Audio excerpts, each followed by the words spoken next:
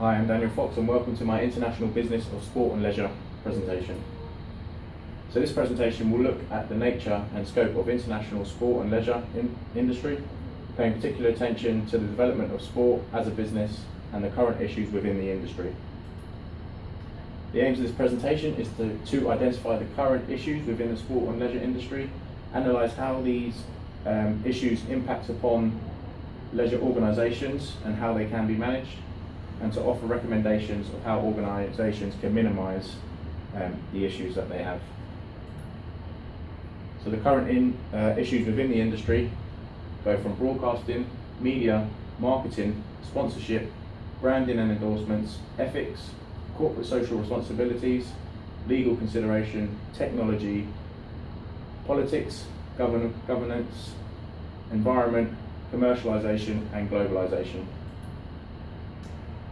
So I'll be looking at two current issues within the sporting industry. The first one will be ambush marketing. So ambush marketing is the actions from an organisation trying to achieve outcomes similar to those available to an official sponsor at a sporting event. And the second one would be the Bosman ruling. So that's a high case profile between a football player who was out of contract, who was looking to move clubs, but we'll come into more detail when we come on to that. So the ambush marketing, there's three types of ambush marketing. We've got direct ambush marketing, where marketing measures are aimed directly against the commercialisation of particular events by using signs and symbols which they are associated with.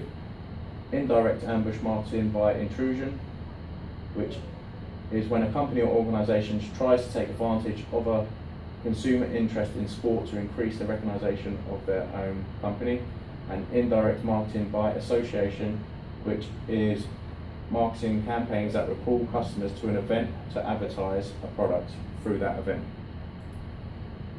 So direct ambush marketing, we've got an example here of Linford Christie at the 1996 Atlanta Olympic Games. He wore Puma contact lenses in order to promote the brand Puma. Indirect ambush marketing by intrusion, we've got Lufthansa at the 2006 FIFA World Cup. They stated that they were the airline of the World Cup, when in fact Emirates was the official sponsor. And then for our last one, indirect ambush marketing by association, here we've got a campaign from Paddy Power, who associated their campaign with the London Olympics by stating that they were the official sponsor of the largest athletics event in London this year. They then go on to state that that was London in France and it was an egg and spoon race, but the actual campaign made it seem like it was associated with the London 2012 Games. Okay, the issues relating to ambush marketing is confusion in sponsorship, official sponsors not gaining as much as they normally would through their campaigns and their exclusiveness to their official sponsorship, official sponsors becoming annoyed, no control over ambush marketers, more organisations taking part in ambush marketing, event organisers not being able to offer a great deal to their official sponsors, which again relates to the exclusiveness of the deal. Sponsorship, the worth of the sponsorship may decrease in the future because of ambush marketing. So we've got the positive impacts of ambush marketing. So the event and organisers, there's not really there's no positive impacts, as well as the official sponsors. But for the ambush marketing organisations, they're getting high exposure, it's low cost than being an official sponsor. More organisations can get involved in ambush marketing, and it prevents maybe their rival, which may be the official sponsor, getting its maximum potential out of that official sponsorship. And then the impact on spectators and consumers would be more exposure to a number of organisations to their products and services. We then go on to the negative impacts.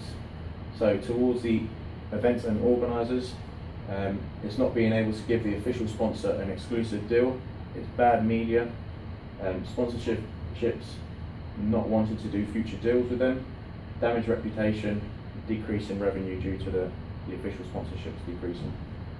Impacts on the official sponsor, their competitors are getting exposure, potential customers being lost due to the ambush marketing, high expenditure for a non-exclusive deal with less impact. If other people are marketing and they're not the official sponsor, then obviously they're paying, which is a loss to them when they can just join the ambush marketers. Possibly not being seen as the event's official sponsor. So with all the ambush marketing, it could be seen that they're not the official sponsor of the event. We go back to the 1996 Atlanta Games when Reebok was the official sponsor of the games, but Nike done a lot of external advertisement around the events, and a lot of people believe that Nike were the official sponsor when they wasn't. Impact on the marketing organisations, ambush marketing organisations, potentially having a strong competition amongst other ambush marketers, and an impact on the spectator and consumers. The marketing competition may take the fun away from the event that they're attending. There's maybe loads of marketing about, and it's not really the environment that they want to go to when they're going to spectate and have fun. Okay, so how can we manage ambush marketing? Official sponsors and event organisations taking legal actions against the ambush marketers. Appropriate legislations and policies put in force against ambush marketing. Event organisers having control of local marketing, such as billboards around the event, to prevent ambush marketers getting involved and getting on them. Okay, so we go on to the Bosman ruling. So in 1995, European Court of Justice hit its landmark ruling with the case of Jean-Marc Bosman. He was a footballer which was out of contract and wished to move clubs. He then approached the courts, and by doing so they granted his wish to move clubs, and that kind of pushed the power from the club towards the player. So it was a big change in the way that the football industry is run and the way that the clubs have power over their players. It kind of turned tables during this procedure. So as a result of the ruling, the EU, FIFA and UEFA agreed a new system that allowed compensation to clubs to develop and provide training to under 24-year-old players. So the positive impact that this had on the players, the balance of the power shifted in favour of the players. The players' salaries increased, lower league players found it easier to move to higher tier clubs, and the positive impact on the clubs, the average length of player contracts increased from 2.5 years to 3. Clubs received compensation to train and develop their under 24 academies, and higher tier clubs found it easier to obtain lower tier players without paying compensation. The negative impacts on players, the transfers got restricted to 2 slots within the season or the year, and it got limited to 1 move per player per year. The impact on the club, negative impact on the club, the balance shifted towards the players, the power shifted towards the players. The player salaries increased. Higher tier clubs found it easier to obtain lower tier players without paying compensation, so which is a disadvantage to the lower tier clubs. Okay, so how can this rule be managed? With this rule enforcement in place, it gives the employee freedom of movement between clubs. Therefore, clubs have to renew players' contracts well in advance to the expiry or selling of players to ensure the player holds value in the market. So what is stated there is that the clubs and the players need to come to an agreement to have quite a wealthy length of stay on their contract. That way, if the player wishes to move the club, they won't be waiting for their contract to expire to move. They'll be sold, which is obviously a benefit to the club, and it's fair on both parties that way. And due to the increase in player wages, UEFA have implemented the financial fair play regulations, which must be followed by all clubs. Okay, so conclusions and recommendations of ambush marketing. To conclude, ambush marketing is an unofficial way to market products or services through sporting events. Ambush marketing is hard to manage as the legal understanding around it is not very clear. This gives a disadvantage to the exclusiveness of being an official sponsor of a sporting event. So the recommendations would be to set accurate and solid laws surrounding ambush marketing, to support the event organisers, and to minimise ambush marketers and seek compensation following ambush marketing incidents. So it would give the opportunity for people who are official sponsors who pay all that money to actually compensate from people that may ambush the marketing in that event.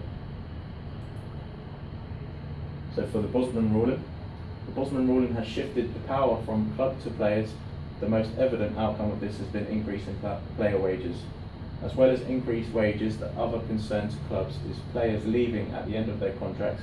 This can lead to clubs losing a large amount of transfer money that they may gain. Recommendations. Regulations should be introduced to protect the club's business and futures. Caps on player wages and minimum length of contracts would help the clubs from any major loss.